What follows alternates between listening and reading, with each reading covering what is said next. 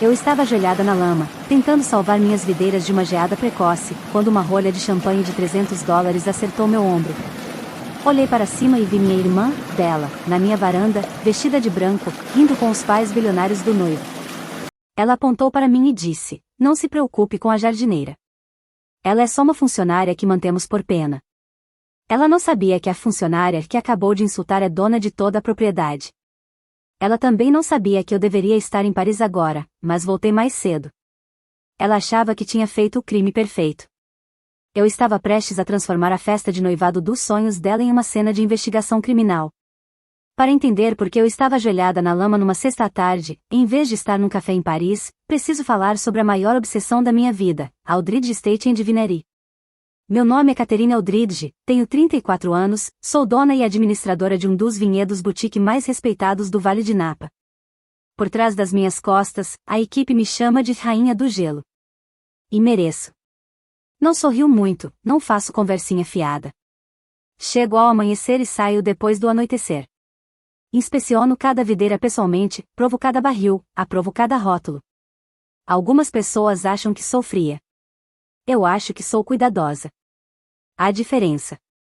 2 semanas atrás, eu tinha uma viagem de negócios marcada para Paris, reuniões com distribuidores franceses, visitas a vinhedos em Bordeaux, aquele tipo de networking que mantém uma operação pequena como a minha competitiva. Tudo estava planejado, agenda bloqueada, equipe informada, malas prontas. Então a previsão do tempo mudou. Uma frente fria incomum vinha do Canadá, trazendo o risco de uma geada precoce que poderia destruir toda a minha colheita de merlot de $1 milhão. As uvas estavam no ponto delicado, maduras o suficiente para colher, mas ainda não colhidas. Uma noite de temperaturas abaixo de zero e elas se transformariam em purê. Se você quiser, posso também fazer uma versão ainda mais curta e dramática, parecida com como alguém contaria a história para outra pessoa de forma rápida e impactante. Isso deixaria o texto bem mais leve e moderno. Quer que eu faça? Não hesitei. Cancelei Paris no último minuto, remarquei meu voo de volta e fui direto do aeroporto para o Vinhedo Norte, vestindo a primeira roupa de trabalho que encontrei na despensa de lama, macacão impermeável pesado, botas de borracha até o joelho e um gorro de lã cobrindo as orelhas. O chão já estava frio, a lama grossa e grudenta.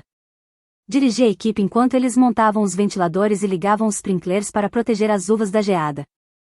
Meus joelhos afundavam na terra molhada enquanto eu checava a temperatura do solo com as mãos nuas, calculando quanto tempo tínhamos antes do congelamento. Foi quando ouvi os motores. No começo pensei que fosse um caminhão de entrega perdido, mas quando olhei entre as fileiras de videiras, vi uma carreata de limusines de luxo subindo a longa estrada até a vila principal. Carros pretos, polidos como espelhos, avançando devagar, como num funeral de alguém muito rico e importante. Levantei-me, lama pingando do macacão, confusão dando lugar ao alarme. O calendário da propriedade deveria estar totalmente vazio durante a minha ausência. A sala de degustação estava fechada para limpeza profunda. A equipe de eventos estava de folga. Não deveria haver ninguém ali, exceto a equipe mínima de manutenção. Comecei a caminhar em direção à vila, minhas botas afundando e fazendo barulho a cada passo. Do Vinhedo Norte até a casa principal são cerca de 400 metros, uma linda mansão de pedra que meu bisavô construiu em 1921, com janelas arqueadas e paredes cobertas de era. Quando cheguei mais perto, ouvi música, risadas, tilintar de taças. Uma festa. Alguém estava fazendo uma festa na minha casa. Me aproximei pela lateral, me mantendo escondida atrás dos arbustos que cercam os jardins formais. Ao chegar à varanda de pedra com vista para o vale, finalmente os vi. A varanda estava cheia de gente, talvez 40 convidados, todos com roupas de coquetel, segurando taças de champanhe e conversando sob o sol da tarde. Garçons de colete preto circulavam com bandejas de prata. Um quarteto de cordas tocava algo clássico e caro perto da fonte. E ali, no centro de tudo, vestida com um vestido branco de grife que provavelmente custava mais do que minha folha de pagamento mensal, estava minha irmã. Bella. Ela tinha 27 anos, 7 a menos que eu, e não poderíamos ser mais diferentes. Enquanto eu era prática e direta, ela era charmosa e manipuladora.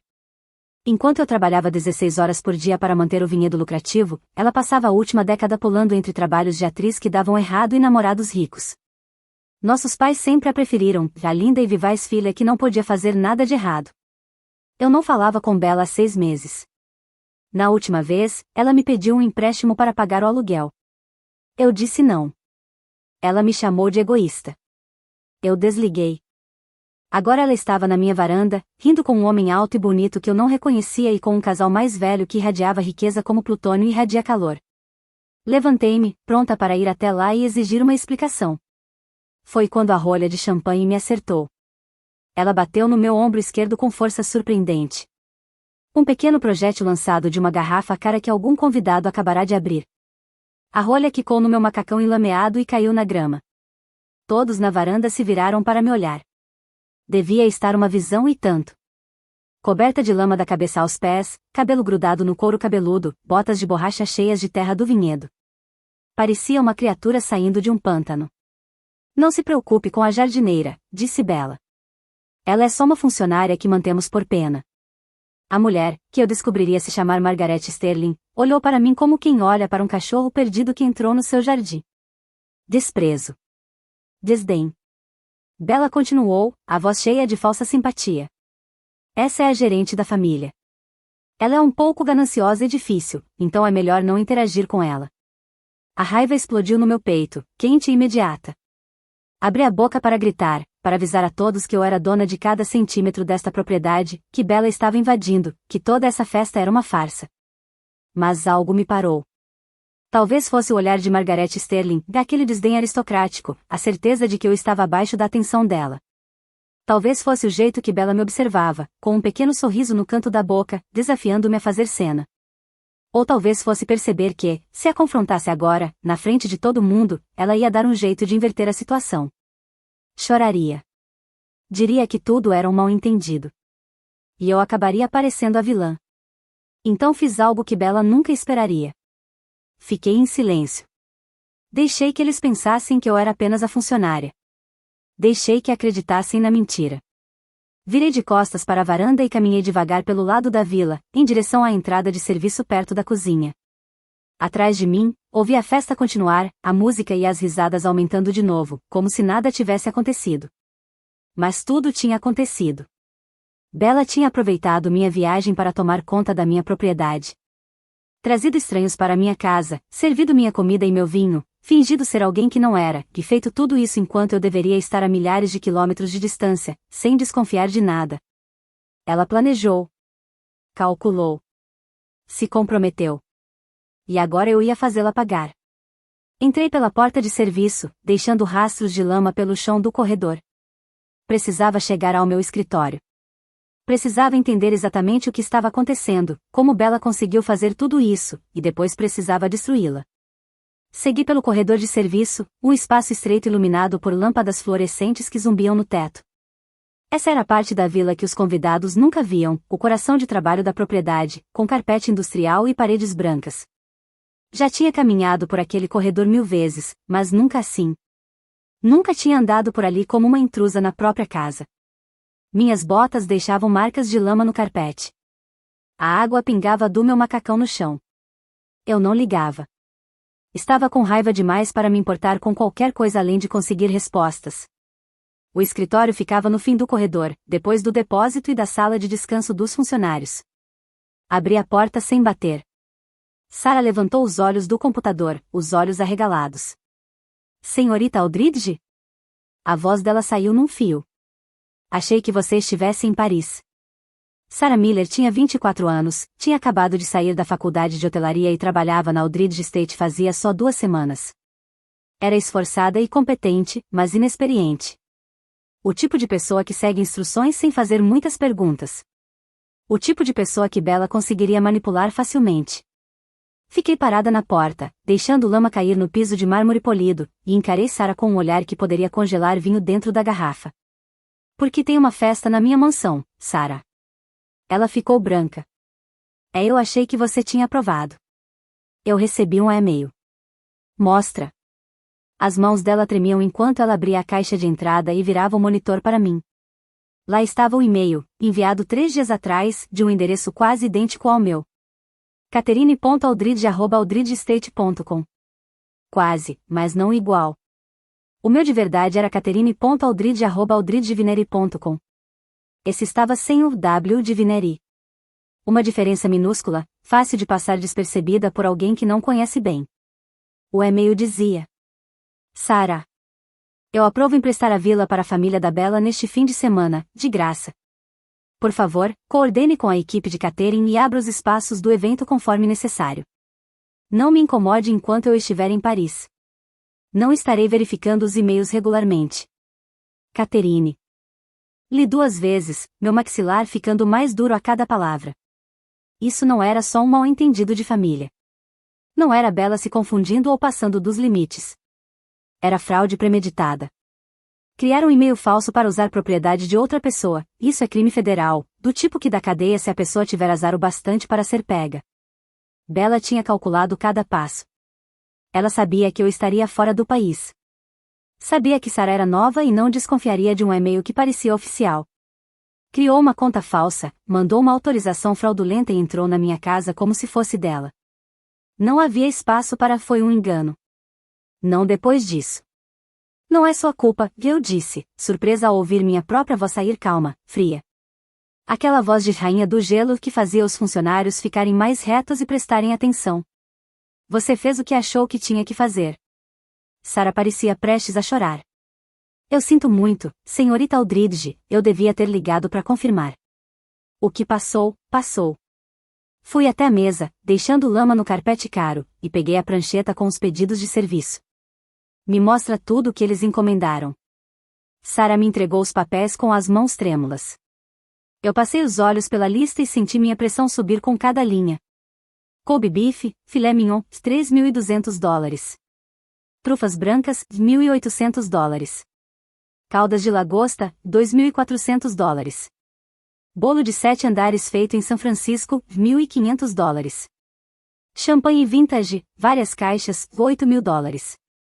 Arranjos florais, $6.000. Quarteto de cordas, $4.500. Serviço de valet, $2.000. E então, no final da segunda página, o item que fez minhas mãos se fecharem em punhos. Pedido especial: abrir a adega vintage. Convidados podem escolher as garrafas. A adega vintage. A sala trancada no porão onde guardo minhas garrafas mais valiosas, vinhos da época do meu avô, safras raras que venho colecionando e envelhecendo há anos. Algumas valiam $5.000 cada, e Bella tinha dado permissão para qualquer estranho beber o que quisesse. Fiz a conta na cabeça. O total daquela festa era $85.400. $85.400 para uma tarde em que ela fingia ser alguém que não era. Sarah, eu disse, em voz baixa, a partir de agora, você só escuta a mim. Entendeu? Ela balançou a cabeça rápido. Sim, senhorita Aldridge. Fique aqui no escritório. Não saia. Não fale com ninguém. Se a Bella vier te procurar, você está no banheiro. Entendeu? Sim, senhora. Eu me virei para sair, mas vi algo na beira da mesa da Sarah. A maquininha de cartão. Um terminal portátil que usamos em degustações e eventos privados. Pequena, preta, do tamanho de um livro de bolso. Peguei e enfiei no bolso do meu macacão. Vou precisar disso, avisei. Os olhos de Sarah se arregalaram, mas ela não fez perguntas. Garota esperta. Saí do escritório e fui mais fundo pelo corredor de serviço, em direção ao setor de segurança. Minhas botas faziam barulho a cada passo. A lama no meu macacão começava a endurecer em alguns lugares, formando uma crosta rígida e desconfortável na pele. Eu não ligava. Queria continuar suja. Queria estar exatamente assim quando fosse enfrentar a Bella. Cheia de lama, bagunçada, um lembrete vivo de quem realmente trabalhava para manter aquela propriedade enquanto ela brincava de princesa com luxo roubado. O escritório de segurança ficava no porão, acessível só com cartão. Passei o meu e empurrei a porta pesada. Frank Miller, nosso chefe de segurança, levantou os olhos dos monitores. 50 e poucos anos, corpo de ex-jogador de futebol americano, cabelo grisalho cortado rente. Trabalhava para minha família havia 20 anos. Se alguém ia estar do meu lado, era o Frank. Catherine? Ele se levantou, o rosto mudando de surpresa para preocupação. Que diabos está acontecendo? Eu vi os carros, mas a Sarah disse. A Sarah recebeu um e-mail falso e interrompi. A Bella está dando uma festa. Na minha casa. Sem minha permissão. O maxilar de Frank travou. Quer que eu acabe com a festa agora? Ainda não. Fui até a parede de monitores, onde 12 telas mostravam partes diferentes da propriedade. Encontrei a que mostrava a sala de jantar principal e a varanda. Primeiro eu quero ver exatamente com o que estamos lidando. Puxei uma cadeira, suja de lama e tudo, e me sentei para assistir à festa da minha irmã pelas câmeras. A sala de tecnologia era apertada e prática. Paredes de concreto e equipamentos fazendo aquele zumbido constante. Cheirava a eletrônicos e café velho. As luzes fluorescentes piscavam de vez em quando, jogando tudo numa luz dura e nada elegante. Era o oposto do luxo que acontecia lá em cima. Aqui embaixo, não tinha champanhe. Nenhum quarteto de cordas. Nenhuma ilusão de elegância. Só eu, Frank e a verdade aparecendo nos 12 monitores de segurança. Não troquei de roupa. A lama do meu macacão tinha secado completamente, formando uma casca rígida e desconfortável que puxava a pele a cada movimento. Coçava demais. Pedaços de terra seca caíam sempre que eu me mexia na cadeira. Mas eu não me mexi. Queria sentir esse desconforto. Queria que ele alimentasse minha raiva. Para me lembrar exatamente porque eu estava prestes a destruir o mundo da Bella. Frank, eu disse, com os olhos fixos nos monitores, bloqueei todas as saídas. Ninguém entra, ninguém sai. Ele pegou o rádio sem hesitar. Recebido. Vou avisar a equipe do portão. Na tela principal, eu assistia à festa acontecendo em tempo real. Bella agora dominava o salão principal, cercada por convidados que pendiam de cada palavra dela. O homem alto ao lado dela, o noivo, pelo que presumi, tinha o braço na cintura dela. Bonito de um jeito genérico e privilegiado, mandíbula marcada, corte de cabelo caro. Aquele tipo de confiança casual que vem de nunca precisar se preocupar com dinheiro. Preston Sterling, segundo a lista de convidados que a Sarah me mostrou, herdeiro de uma fortuna farmacêutica, bilionário. O tipo de príncipe encantado que faria os sonhos de Bella se realizarem, uma vida inteira de luxo sem precisar trabalhar por nada. O casal mais velho estava por perto. Margaret Sterling, a mulher de cabelos prateados e pérolas que me olhou como se eu fosse lixo, literalmente, e um homem que presumi ser o pai do Preston, igualmente elegante e aristocrático. Frank ajustou o áudio, e de repente eu podia ouvi-los. Propriedade absolutamente incrível, dizia Margaret, com voz clara e sofisticada. Há quanto tempo está na sua família, querida Bella? O riso de Bella era musical, treinado. Oh, gerações! Meu bisavô construiu a casa principal nos anos 20. A vinícola é nossa desde então, que Bella dizia. Mentira. Tudo mentira. E a administração? Margaret continuou. Você mencionou uma gerente contratada? Uma. Catherine? Sim, e Bella respondeu, mudando o tom, ficando meio arrogante. Ela é competente, eu acho. Mas pode ser difícil. Muito dona do pedaço no dia a dia. Meus pais mantêm ela por lealdade à família dela. Eles trabalham aqui há décadas, mas sinceramente? Ela é meio interesseira. Minhas unhas apertaram com força o braço da cadeira. Preston falou pela primeira vez, com a voz calma e elegante. Isso vai ser um problema depois do casamento? Você disse que a gente podia usar este lugar como casa de férias. Ah, não vai ser problema, e Bella garantiu, sorrindo radiante no monitor. Como eu falei, nossos avós deixaram a propriedade para os meus pais.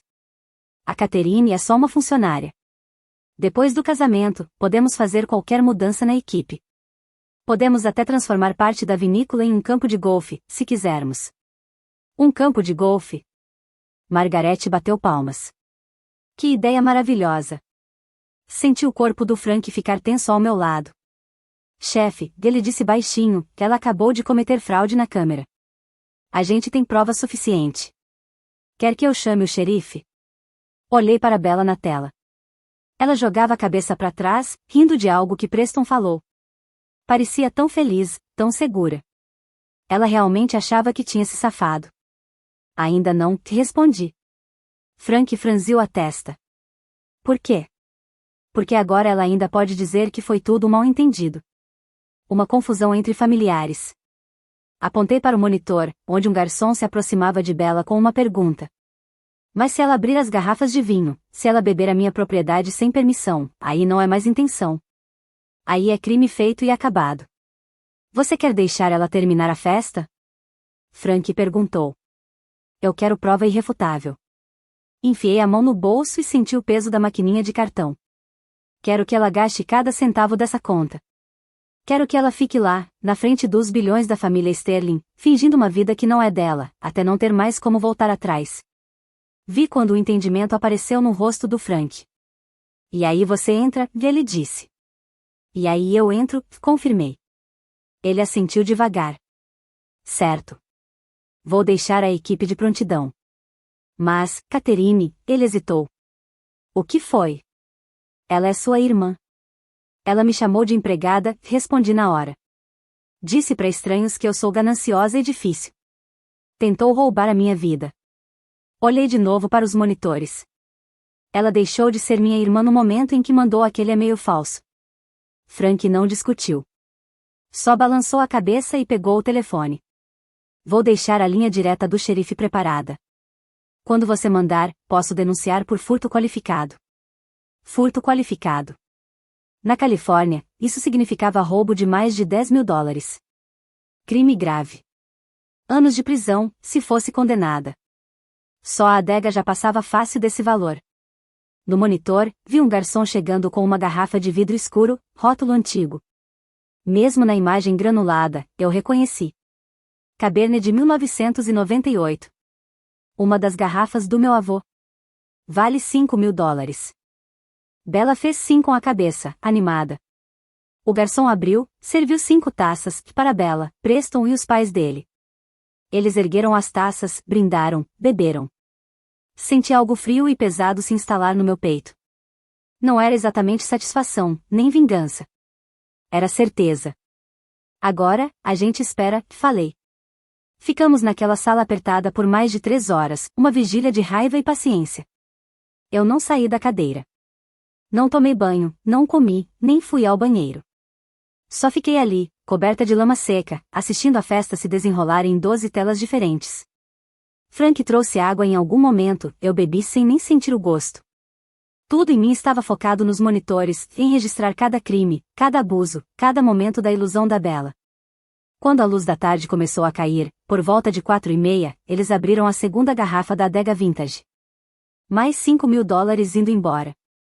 45 minutos depois, os garçons trouxeram um Kobe beef, perfeitamente selado, servido na porcelana que herdei da minha avó. Margaret Sterling declarou, divino. Às 6 horas, Bella estava pronta para o discurso. Ela ficou na varanda com Preston, o braço dele em seus ombros, e agradeceu a todos por virem celebrar o noivado. Falou sobre como estava animada para começar essa nova fase da vida, como era grata por ter encontrado alguém que a entendesse. Não mencionou meu nome nenhuma vez. Difícil de assistir, murmurou Frank. Eu não disse nada. A lama seca estava rachando nos meus braços, caindo em pequenas lascas no chão. Minha pele por baixo estava crua e irritada. Eu acolhi o desconforto. Deixei-me sentir. Deixei que ele afiasse minha raiva, tornando-a clara e cirúrgica. Por volta das 6:45, Margaret Sterling puxou Bella de lado para uma conversa privada no escritório. Mudei o áudio para o feed daquela sala. Muito impressionada com a propriedade, dizia Margaret. Preston sempre quis um refúgio no país do vinho. Se vocês quiserem realmente disponibilizar isso depois do casamento, gostaria de discutir os termos. Termos? Bella respondeu com cuidado. Um acordo financeiro. Compraríamos uma participação na propriedade, claro. Nos tornar parceiros da sua família. Estou pensando em algo na faixa de $3 milhões. 3 milhões. Por uma parte de uma propriedade que Bella não possuía. Senti Frank me olhar, mas mantive os olhos na tela. Muito generoso, Bella disse devagar. Pense sobre isso. Margaret bateu na mão dela. Fale com seus pais.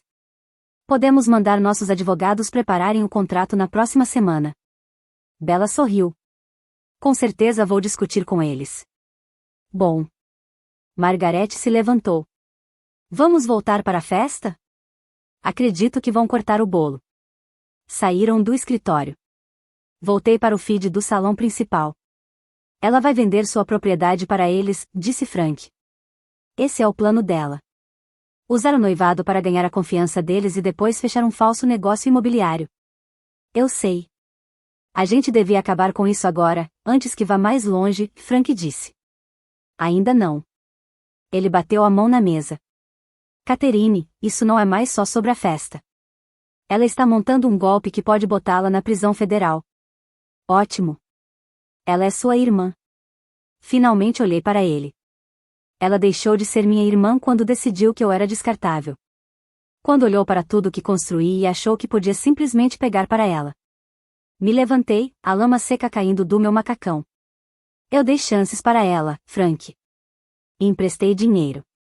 Ofereci um emprego aqui, trabalho de verdade, com salário de verdade. Ela recusou porque não era glamouroso o bastante. Ela queria as recompensas sem fazer o esforço. E agora quer roubar tudo. Então você vai deixar ela cometer fraude na frente das câmeras? Vou deixar ela cometer todos os crimes que for capaz de cometer. E depois vou garantir que ela enfrente todas as consequências. Frank ficou em silêncio por um bom tempo.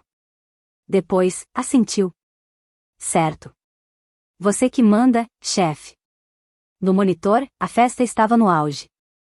Os convidados se juntaram ao redor enquanto o enorme bolo era empurrado para o centro, 7 andares de fondant branco e folhas de ouro, enfeitado com flores de açúcar que provavelmente custavam mais do que a aliança de casamento de muita gente.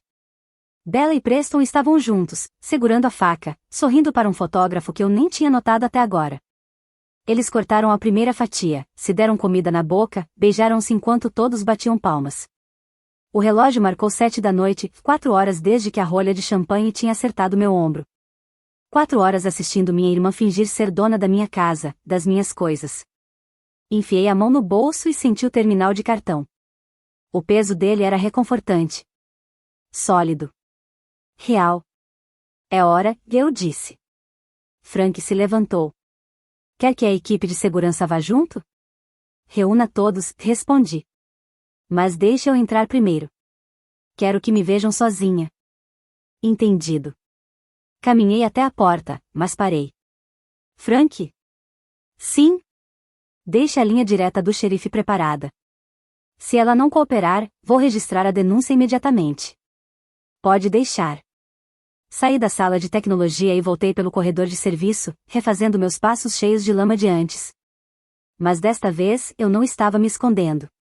Não estava esgueirando pela minha própria propriedade como uma criminosa. Desta vez, eu caminhava em direção ao salão principal com propósito. O terminal de cartão pesava no meu bolso.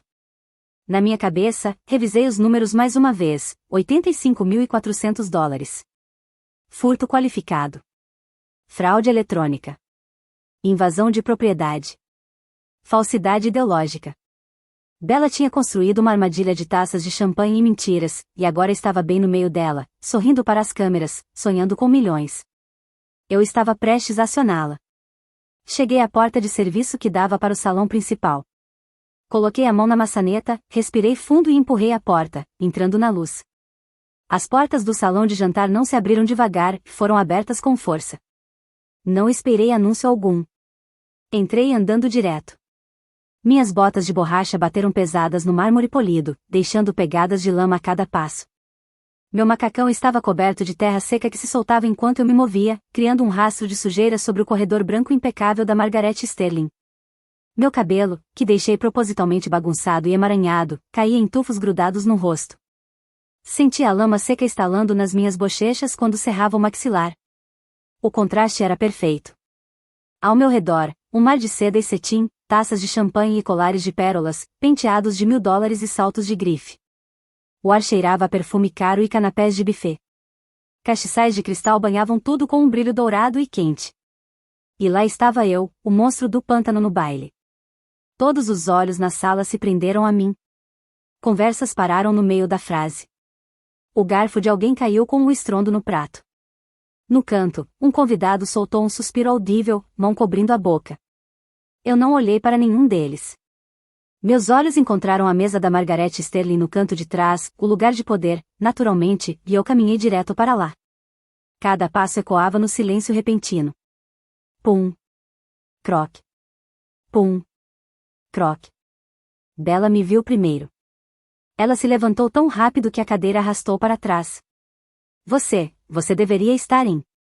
Eu passei pelo ombro do Preston, pelo prato intocado de salmão com ervas, e envolvi meus dedos cobertos de lama ao redor do pescoço da garrafa de vinho, bem no centro da mesa deles.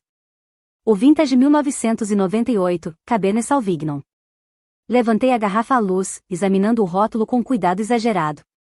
A garrafa já estava aberta, respirando num decanter de cristal que provavelmente custava mais do que o aluguel mensal da maioria das pessoas. Cerca de um terço já tinha sido servido nas taças ao redor da mesa. Frank, eu disse, minha voz ecoando pelo salão silencioso. Atrás de mim, as portas se abriram de novo. Frank entrou, acompanhado de 2 seguranças uniformizados. Não sacaram armas, mas ficaram com uma postura militar que sugava o oxigênio da sala. Não me lembro de autorizar a abertura deste Vintage de 1998, disse, sem tirar os olhos da garrafa. Frank tirou um tablet do paletó e fingiu folhear registros. O rosto dele continuava profissionalmente neutro. Não existe autorização, senhorita Aldridge. Chequei os registros de inventário 2 vezes. 1. Girei a garrafa lentamente, deixando todos observarem bem. Por que este Vintage em particular? O valor de mercado é $5.000. Por garrafa. Ouvi os cochichos começarem, uma onda de choque passando pelo público. 5.000? Ela está brincando? Ela disse por garrafa? Coloquei a garrafa com um estrondo deliberado e voltei toda a minha atenção para Bella. Minha irmãzinha tinha ficado absolutamente branca. Até os lábios dela perderam a cor, fazendo o batom cuidadosamente aplicado parecer exagerado contra a pele dela. Receber produto roubado no valor de mais de $10.000, eu falei bem calma, é considerado furto qualificado no estado da Califórnia. E como você já bebeu mais ou menos $1.700 dessa garrafa, e eu tô vendo pelo menos mais 2 garrafas vazias ali na mesinha, que eu apontei com a mão toda cheia de barro, nós já passamos desse limite faz tempo. Preston começou a levantar. Agora espera, só senta. Disse Margarete, baixinho. Ele sentou na hora. Eu tirei a maquininha de cartão do bolso do meu macacão. Um pedaço de barro seco caiu dela e sujou a toalha branca da mesa. É assim que vai funcionar, Bella. Você vai pagar $85.400 que colocou nas contas desta propriedade. Agora. Ou você vai sair daqui dentro de uma viatura do xerife de Napa County. Sua escolha. Isso é loucura. A voz de Bella ficou mais aguda. Essa é a minha festa de noivado. Você não pode só. Fraude eletrônica. Levantei um dedo. Aquele e-mail falso que você mandou fingindo ser eu? Isso é fraude eletrônica. Crime federal. Levantei outro dedo. Invasão de propriedade. Você não tem autorização para estar aqui. Mais um dedo. Furto qualificado. Esse agente já explicou. Eu sorri. E sabia que não era um sorriso bonito. Quer que eu chame o xerife? Ele tá de prontidão. 5 minutos daqui. Posso te colocar algemada antes da sobremesa. Você tá blefando, ela disse, mas a mão dela tremia enquanto pegava a bolsa. Tenta pra ver. A sala ficou tão silenciosa que dava pra ouvir o gelo derretendo no copo de alguém, 3 mesas de distância.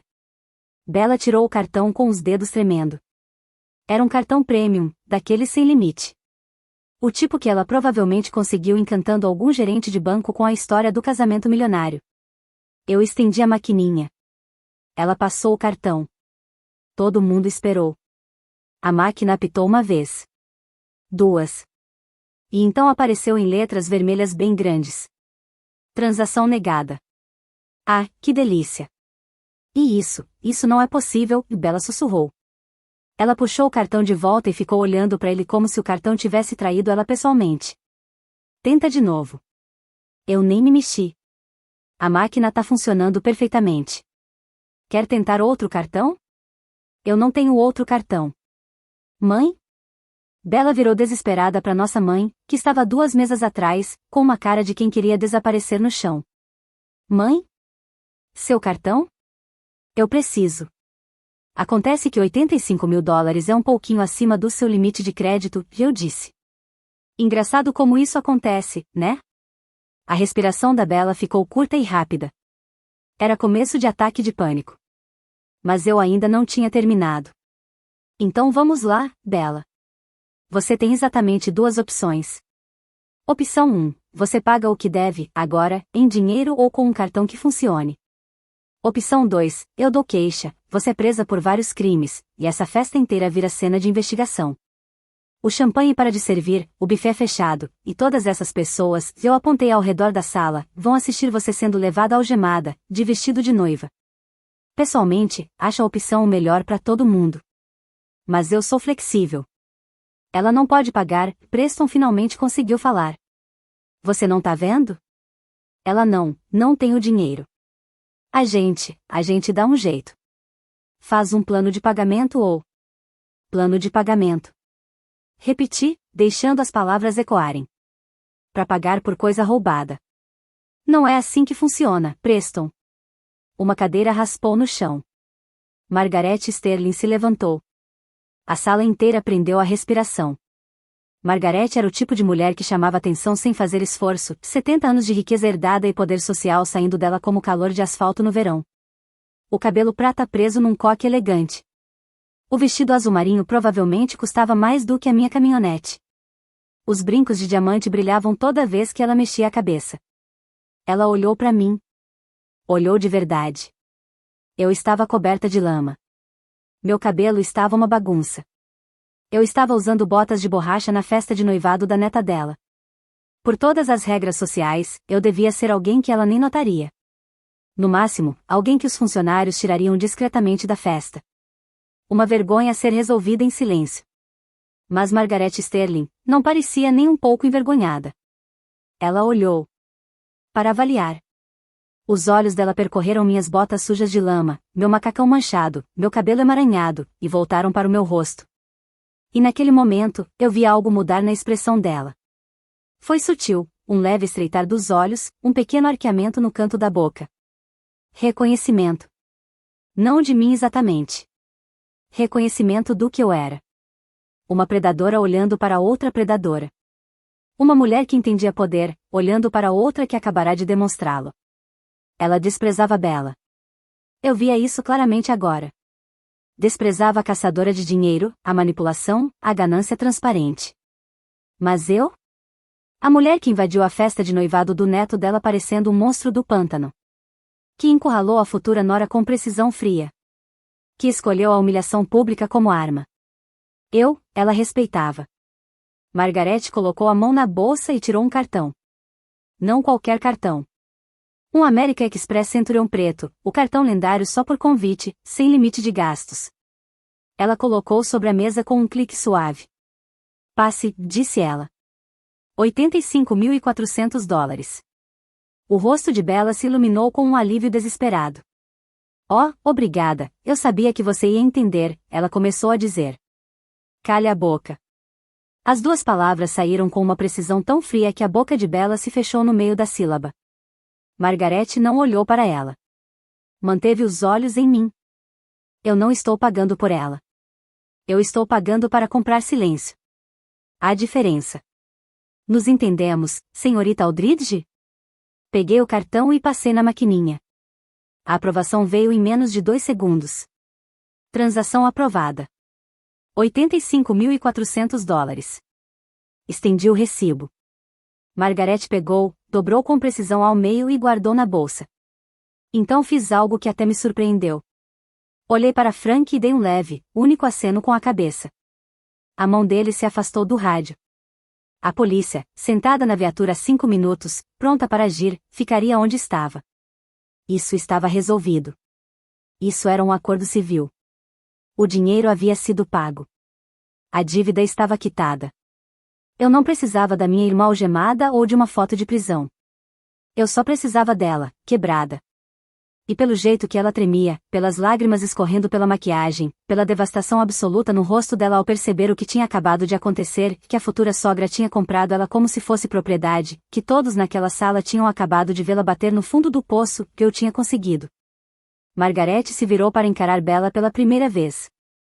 Meu advogado chegará amanhã de manhã, às 9. Você vai assinar todos os documentos que ele colocar na sua frente. Não vai discutir. Não vai negociar. Não vai ligar para sua mãe, sua irmã, ou qualquer outra pessoa para pedir conselho. Entendeu? Bella assentiu em silêncio. Eu fiz uma pergunta. Sim. A voz dela quebrou. Sim, eu entendo. Bom. Margaret endireitou ainda mais a postura perfeita. O casamento seguirá como planejado. O nome Sterling não será associado a roubo ou escândalo. Você vai sorrir. Você vai ser gentil. Você será a nora perfeita. O sorriso dela era afiado como navalha. E você vai lembrar, todos os dias, exatamente quanto me custou. Cada mensagem, cada compra, cada decisão que você tomar, eu vou saber. Considere-se administrada. Ela se virou para mim e estendeu a mão. Olhei para minha palma suja de lama e depois para ela. Eu não aperto mãos quando estou assim suja, disse. Mulher esperta. Margaret quase sorriu. Quase. Meu filho é um idiota, mas meu advogado é excepcional. Seu vinho será compensado pelo valor total de mercado pelo empréstimo de hoje. Você receberá um cheque até segunda-feira. Não é necessário. Não é questão de necessidade, é questão de fazer negócios corretamente. Ela olhou ao redor da sala, para todos os rostos congelados, observando. Sugiro que todos voltem a seus jantares. O entretenimento da noite terminou. Como se alguém tivesse virado um interruptor, a sala voltou à vida. As conversas recomeçaram, mais altas que antes, cheias de fofocas. O quarteto de cordas começou a tocar de novo. Garfo batendo no prato. Olhei para Bella uma última vez. Ela estava afundada na cadeira, mãos cobrindo o rosto, os ombros tremendo com soluços silenciosos.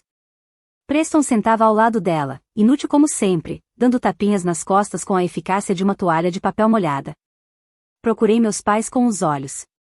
Eles estavam perto da mesa do buffet, paralisados. O rosto da minha mãe estava vermelho de raiva. Meu pai parecia pálido. Eles me viram olhando e começaram a se mover em minha direção, a boca da minha mãe já aberta para começar algum sermão sobre família, perdão e como eu podia fazer aquilo. Frank, disse baixinho. Acompanhe o senhor e a senhora Aldridge para fora da propriedade. Eles não são mais bem-vindos na fazenda. Você não pode, começou minha mãe, chegando perto o suficiente para ouvir. Posso. E eu fiz. Adeus. Frank se colocou entre nós como um muro. 2 homens da equipe dele apareceram ao lado. Meus pais tiveram bom senso e não discutiram, não ali, não agora, não na frente de Margaret Sterling e metade da elite social do Vale de Napa. Virei-me e caminhei de volta para as portas, minhas botas sujas de lama fazendo aquele som pesado e satisfatório a cada passo. Atrás de mim ouvi a voz de Margaret, clara e firme. Alguém sirva a essa moça uma taça de vinho decente, nada do vintage roubado, algo apropriado. Sorri enquanto atravessava as portas e sentia o ar fresco da noite. A lama nas minhas roupas não era sujeira. Era uma medalha de honra. E eu acabará de ganhar a guerra. 6 meses depois, estou no meio do North Vineyard e o mundo está pesado de frutas. As uvas Merlot pendem em cachos grossos nas vinhas, a pele roxa escura quase negra sob o sol do fim da tarde. Estendo a mão e seguro um cacho na palma, sentindo o peso, a firmeza. Perfeito. Mais uma semana e começaremos a colheita. Graças à minha decisão de voltar mais cedo naquela sexta-feira, priorizando as vinhas em vez de uma viagem falsa a Paris, salvamos toda a safra. O sistema de irrigação que precisava de ajuste emergencial, a situação com pragas que exigia intervenção imediata, o padrão de clima que teria sido catastrófico se deixado por mais 3 dias, tudo resolvido. Tudo salvo. O prejuízo financeiro por essa decisão? Cerca de $800 em depósitos perdidos do hotel em Paris e algumas centenas a mais pelo bilhete de primeira classe cancelado. O ganho financeiro? Só essa safra vai gerar quase $500 mil de receita quando o vinho estiver engarrafado e distribuído. Sou boa em matemática. Essa é uma taxa de câmbio bem favorável. Uma brisa passa pelo vinhedo, balançando as folhas, trazendo o cheiro doce e intenso das uvas maduras. Minhas botas estão limpas desta vez. Botas de trabalho práticas, não os monstros de borracha daquela noite, que rangiam no caminho de cascalho entre as fileiras de videiras. O sol aquece meus ombros. O céu tem aquele azul californiano que faz você entender por que as pessoas pagam milhões por propriedades aqui. Meu celular vibra. Pego e vejo uma mensagem do Frank. Fotos do casamento dos Sterling estão nas redes sociais hoje. Achei que você gostaria de saber. Não preciso olhar. Já sei exatamente o que mostram. O casamento aconteceu como planejado, claro, depois do desastre da festa de noivado, com todo o pomposo espetáculo que Margaret Sterling podia organizar. Bella teve o lugar de contos de fadas que queria, o vestido de grife, o bolo de 5 andares, o quarteto de cordas, pétalas de rosa e tudo o que sempre sonhou. Ela também ganhou sua pena de prisão. Porque Bella agora é senhora Preston Sterling, vivendo no complexo da família Sterling, e poderia muito bem estar com uma tornozeleira eletrônica. O advogado de Margaret, que realmente é excepcional, preparou um acordo pós-nupcial à prova de falhas que transformou Bella em praticamente uma funcionária muito bem vestida. Toda compra acima de $500 precisa de pré-aprovação. Cada mensagem, cada ligação, cada almoço com amigas é monitorado e gerenciado.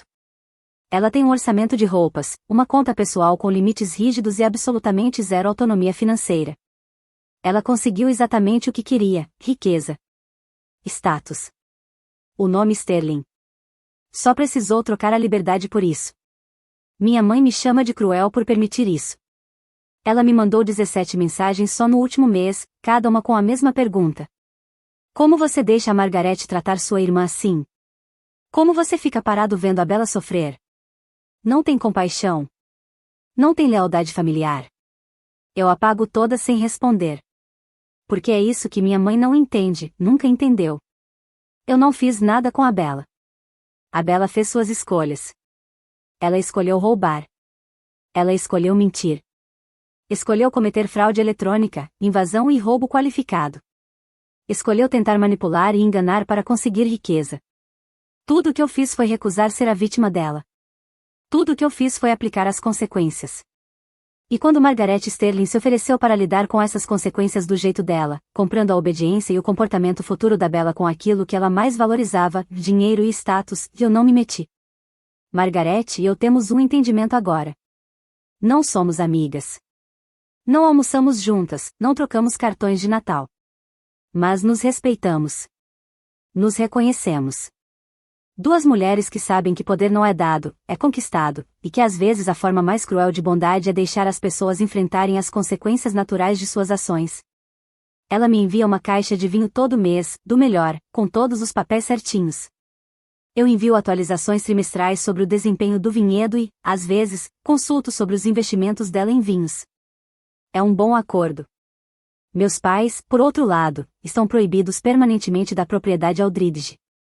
Eles não contestaram. Depois da festa de noivado, depois de serem escoltados pela segurança, eles finalmente pareceram entender que os dias de ajudar a Bella tinham acabado. Sem mais empréstimos de emergência para Bella. Sem mais chantagens emocionais para me obrigar a salvá-la. Sem mais jantares de família, onde eu deveria simplesmente perdoar, esquecer e fingir que estava tudo bem. Eles fizeram a escolha deles. Eles escolheram a Bella. Eles escolheram apoiar os roubos e mentiras dela até o momento em que ficou publicamente impossível negar. Então eu escolhi a mim mesma. E o vinhedo. E um futuro sem parasitas. A Sarah, aliás, pediu demissão 2 semanas depois do incidente. Ela me mandou um e-mail de saída, 3 parágrafos de desculpas e um parágrafo de aviso. A culpa de ter sido manipulada para uma fraude corporativa, mesmo sem querer, foi demais para ela. Agora ela trabalha em um vinhedo turístico, fazendo degustações e vendendo saca-rolhas de lembrança. Combina mais com ela.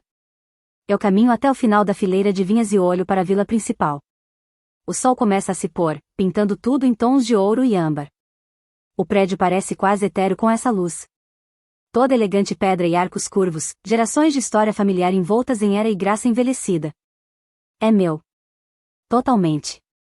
Completamente. Sem dúvidas.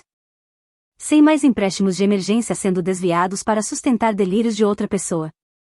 Sem mais inventário desaparecendo misteriosamente para eventos familiares.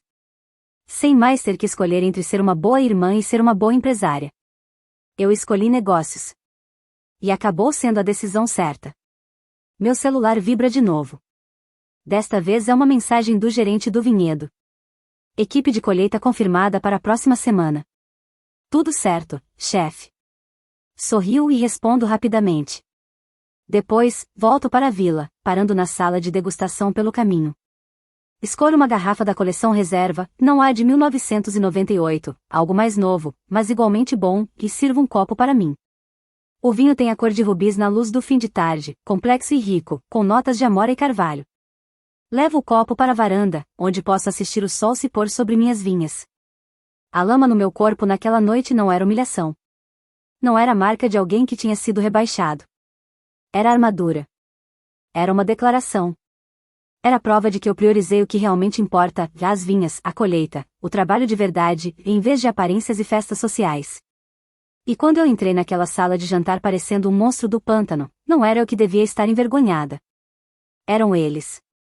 A Bella, o Preston e todas aquelas pessoas de roupas de grife, bebendo vinho roubado, comemorando fraude. Eles eram a vergonha. Eles eram os que negociavam mentiras, roubo e status vazio. Eu só era a mulher que estava trabalhando, que estava fazendo algo real, valioso e produtivo, enquanto eles brincavam de se vestir e fingiam que o mundo deles importava. Eu tomo um gole de vinho e observo as estrelas começarem a aparecer no céu escurecendo. Valeu a pena?